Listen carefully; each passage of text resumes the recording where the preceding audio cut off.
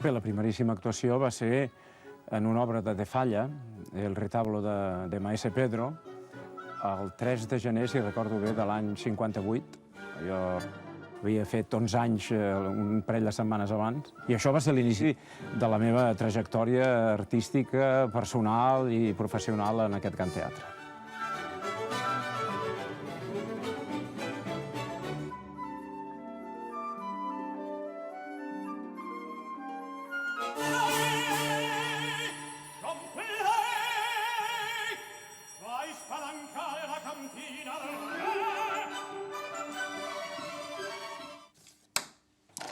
Maquillar-te et relaxa. En canvi, si t'hi fa una altra persona, una certa tensió la tens. M'has tret un parell de mesos de sobre.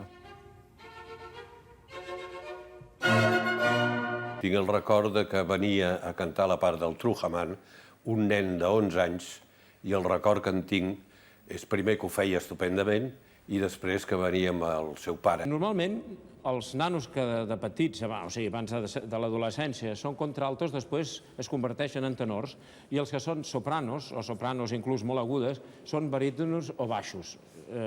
Llavors jo era contralto i em vaig convertir sortosament en tenor.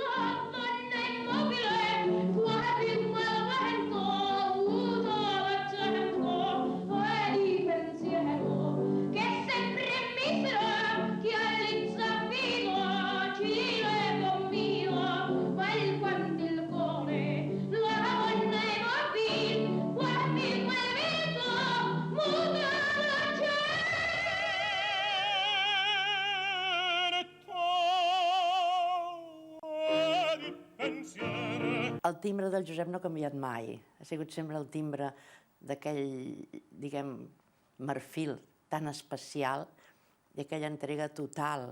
Jo tinc una gran admiració per la Montserrat, tant com a cantant com a dona, i haig de dir que el tracte que he rebut d'ella sempre ha sigut afectuós, entranyable i de germana gran. No voldria pecar de sentimental, però haig de dir que aquells moments han sigut un dels moments més emocionants de la meva vida, ja no artística o professional, sinó de la meva vida com a persona, com a ésser humà.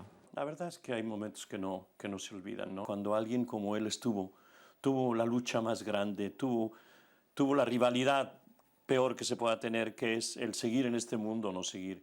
Y él afortunadamente siguió. Ens vam divertir molt.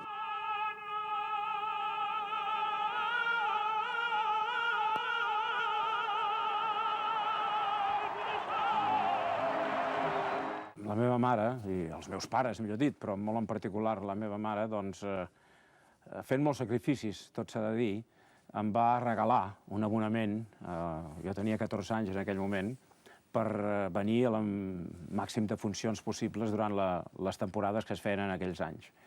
I aquí, en aquest quart pis, en aquest teatre meravellós, jo vaig començar a conèixer l'òpera i, sobretot, estimar-la.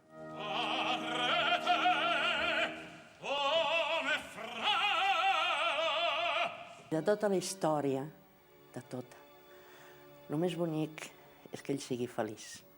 El més bonic es que ell canti quan vulgui i el que vulgui. De verdad que te felicito de todo corazón. Yo estaba cantando y cantar en el liceo es algo muy especial.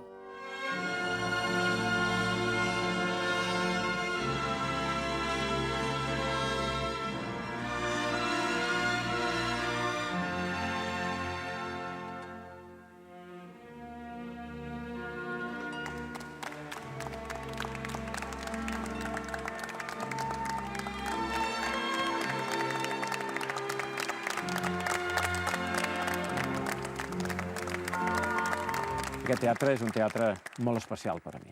Però hi ha una cosa que el fa encara, si cap, més especial, i és el públic.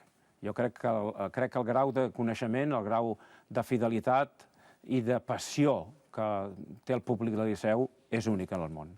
Per tant, crec que tots a Barcelona, a Catalunya i a la resta d'Europa hem d'estar molt contents d'això.